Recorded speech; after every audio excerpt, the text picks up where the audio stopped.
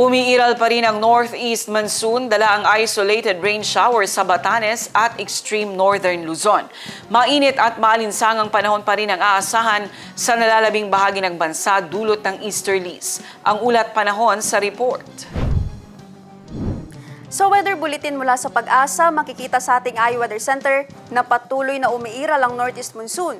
Nakakaapekto ito sa extreme northern Luzon na nagdudulot ng mga isolated rain showers sa Batanes at Babuyan Islands. Samantalang sa nalalabing bahagi ng bansa, nakakaapekto ang easterlies, dala ang mainit at malinsangang panahon. Pero nagdadala ito ng pagulan sa ilang bahagi ng bansa, partikular sa northeastern section ng Caraga Region. Walang inaasang LPA o bagyo ang Pag-asa sa loob at labas ng Philippine Area of Responsibility. At para naman sa magiging lagay ng ating panahon bukas, sa Cotabato City, maglalaro ang agwat ng temperatura sa 23 to 29 degrees Celsius at 50% ang chance of rain. Sa Maguindanao, papalo ang agwat ng temperatura sa 23 to 31 degrees Celsius at 50% ang chance ng pagulan. Sa Cotabato Province, maglalaro sa 23 to 29 degrees Celsius ang agwat ng temperatura at 50% ang chance ng ulan.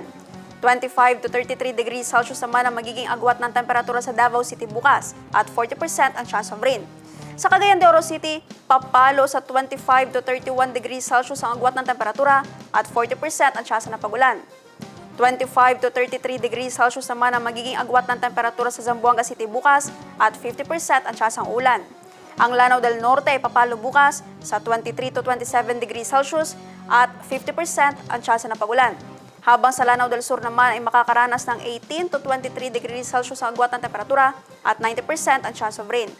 Ang araw ay sumikat kaninang 6:11 ng umaga at lumubog ng 6:05 ng gabi. At yan ang latest mula sa ating iWeather Center. Naptali Velarde, iMinds, Philippines.